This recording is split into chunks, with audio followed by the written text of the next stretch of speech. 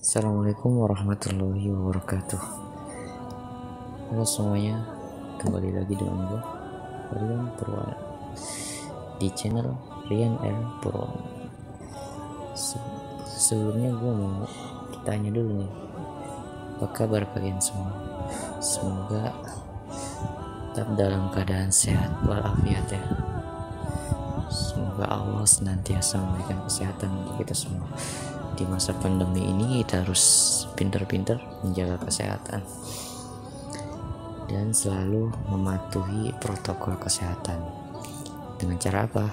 Mencuci tangan, memakai masker, dan menjaga jarak. Oke brother and sister, kali ini gue ingin mencoba hal baru.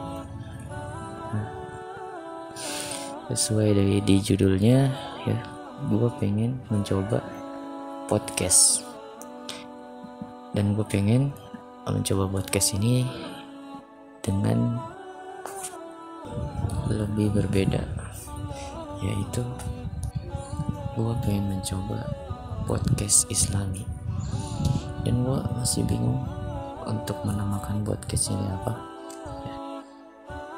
Yang jelas gue akan bercerita tentang seputar Islami ya, entah itu cerita Nabi, cerita sahabat, dan cerita-cerita yang berbau Islami. Dan pada kesempatan kali ini gue ingin bercerita tentang kisah Nabi, tidak lain dan tidak bukan yaitu Nabi yang pertama. Ada yang tahu Nabi yang pertama itu siapa? Ya benar, Nabi yang pertama itu adalah Nabi Adam alaihissalam. Kalau bicara tentang Nabi Adam alaihissalam, tentu kita berpikir dan kita juga sering mendengar ucapan kita semua ini adalah anak cucu Nabi Adam. Dan tidak bisa dipungkiri bahwasannya pada hakikatnya kita semua ini bersaudara, karena berasal dari keturunan yang sama dan manusia yang sama, yaitu Nabi Adam dan Siti Hawa. Nabi Adam alaihissalam merupakan manusia pertama yang diciptakan Allah. Nabi Adam diciptakan untuk menjadi khalifah atau pemimpin di muka bumi.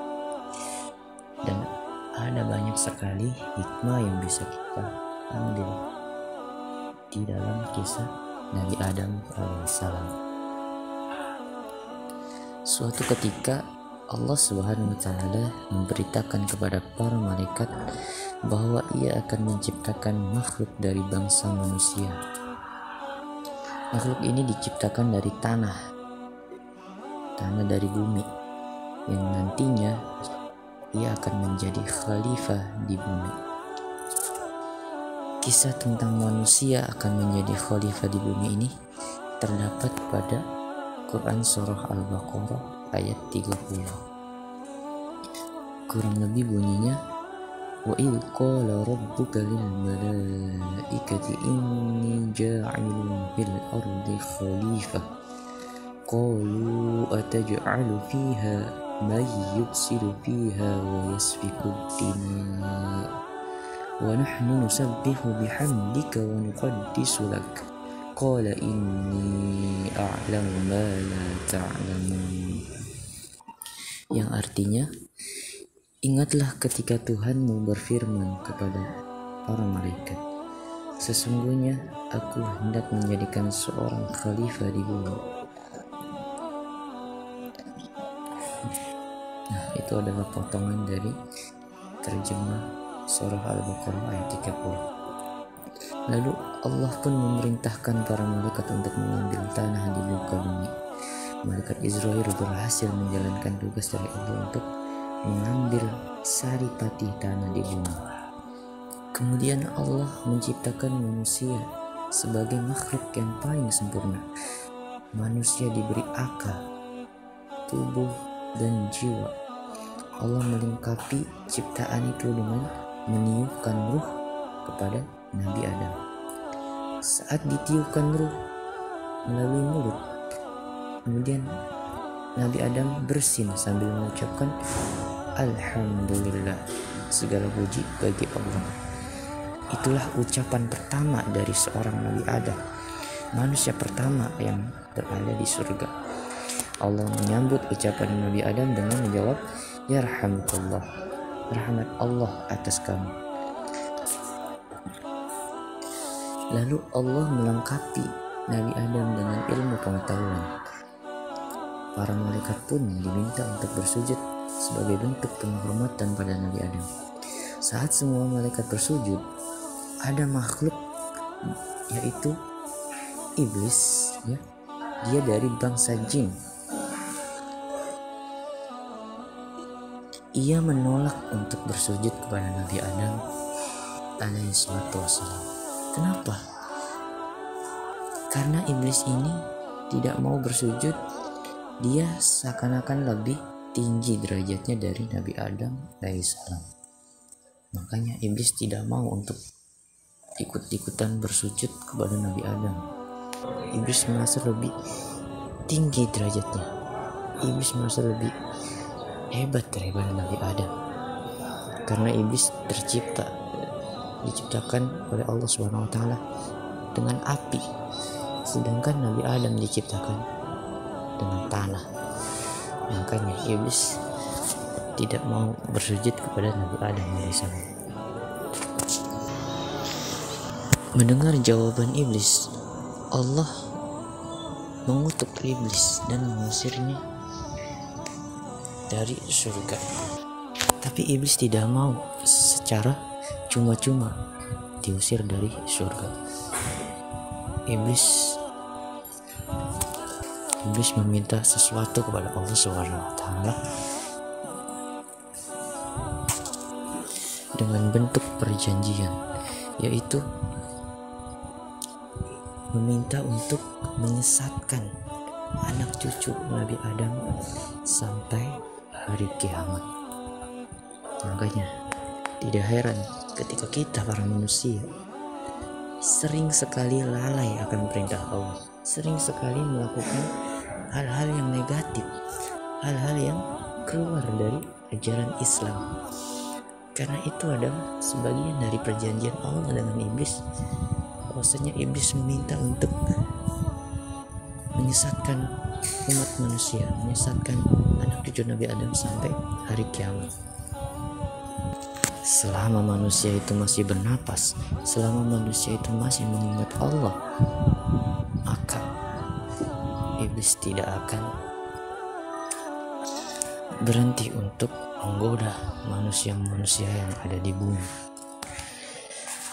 Walaupun manusia itu sudah lanjut usia atau kakek-kakek dan sebagainya, masih ada kesempatan untuk iblis menggoda manusia. Singkat cerita, Nabi Adam sudah berdiam dan hidup di surga selama beberapa waktu. Suatu ketika, Nabi Adam merasa kesepian karena ketika itu penduduk surga masih sangat sedikit. Mungkin cuma ada beberapa malaikat dan Nabi Adam saja. Nabi Adam bosan, Nabi Adam kesepian. Kemudian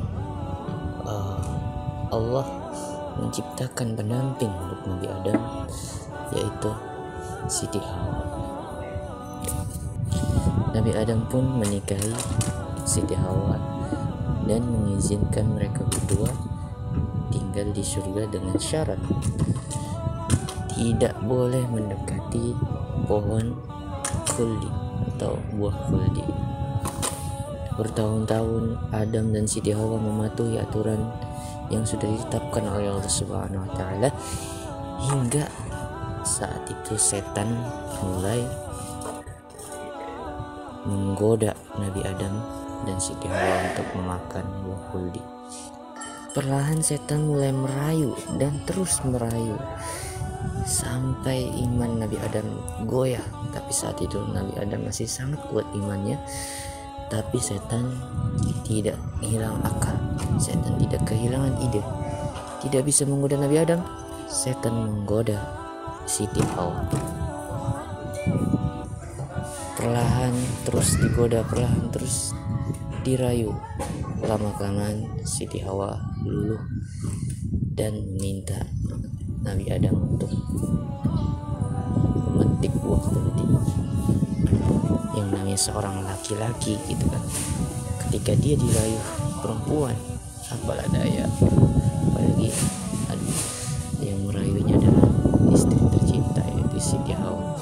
Nabi Adam pun mengiyakan permintaan Siti Hawa untuk mengambil waktu dan mereka berdua memakannya. Namun setelah itu Nabi Adam dan Siti Hawa langsung dihinggapi rasa bersalah dan aurat mereka tiba-tiba terbuka. Kenapa kok tiba-tiba terbuka? Karena mereka sudah melanggar apa yang sudah ditetapkan oleh Allah Subhanahu wa taala. Ya. Karena mereka melanggar, Allah Subhanahu wa taala memerintahkan Adam dan Hawa untuk turun ke bumi. Nabi Adam dan Siti Hawa diturunkan di tempat yang berbeda. Selama 40 tahun mereka saling mencari, terpisah oleh waktu dan jarak, ya, sangat jauh sekali selama 40 tahun. Nabi Adamnya di mana, Siti Hawanya di mana gitu kan.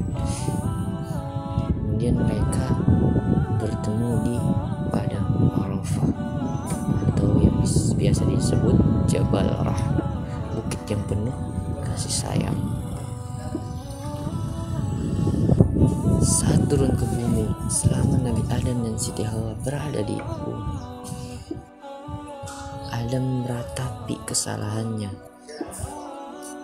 Adam dan Hawa memohon ampun kepada Allah Subhanahu wa taala dengan bertaubat. Bumi yang berbeda dibandingkan surga membuat Adam dan Hawa banyak belajar dari berbagai tantangan dan kesulitan, mulai dari bercocok tanam, berternak, dan melindungi tubuh dari berbagai cuaca. Nabi Adam dan Siti Hawa juga membangun keluarga di bumi dengan melahirkan hingga 40 anak. Banyak riwayat yang menyebutkan anak-anak Nabi Adam dan Hawa dilahirkan secara kembar, dan ini dikutip dari Nabi Adam alaihissalam, manusia dan nabi pertama di bumi, oleh Abu M. Bintang dan Tim Tifaro. Sebagai khalifah di bumi, Adam juga diangkat sebagai nabi dan rasul yang bertugas berdakwah di bumi. Nabi Adam menyampaikan dakwah kepada istri dan anak-anaknya, mengenal ajaran keimanan, ya, beriman kepada Allah, malaikat, rasul, dan sebagainya. Nabi Adam juga menghadapi persoalan antara anaknya Qabil yang Qabil. Jadi ada beberapa dari anak Nabi Adam, mereka saling membunuh. Salah satunya yaitu Qabil, dia membunuh Qabil. Nabi Adam sangat murka terhadap Qabil. Allah lalu mengaruniai Nabi Adam dengan anak laki-laki yang tidak memiliki saudara kembar, yang diberi nama Syed. Syed merupakan anak yang cerdas dan akhlak baik. Keturunan dari Syed ini kelak nanti akan melahirkan Idris. Nabi Adam lalu jatuh sakit saat ketika itu Nabi Adam berusia 960 tahun dan berwasiat kepada Syed untuk meneruskan dakwahnya. Lalu malaikat Israel mencabut nyawa Adam, kemudian memandikannya, mengafaninya, menyalatkannya, dan menguburkannya. Dan alhamdulillah, peristiwa menyalatkan, mengafani, memandikan sampai menguburkan masih terlaksana sampai zaman sekarang. Nah, Dari kisah Nabi Adam alaihissalam terdapat sejumlah hikmah yang bisa kita ambil. Salah satunya apa? Ada beberapa hikmah yang kita bisa ambil. Sebagai manusia, sudah selayaknya kita memahami bahwasanya iblis, setan, jin itu adalah musuh yang nyata bagi manusia, dan mereka akan terus-terusan menggoda manusia, menjerumuskan manusia sampai ke akar-akarnya, sampai hari kiamat. Dan tugas mereka memang membuat manusia-manusia ini tersesat, keluar dari ajaran Islam, keluar dari ketentuan-ketentuan yang Allah sudah tetapkan.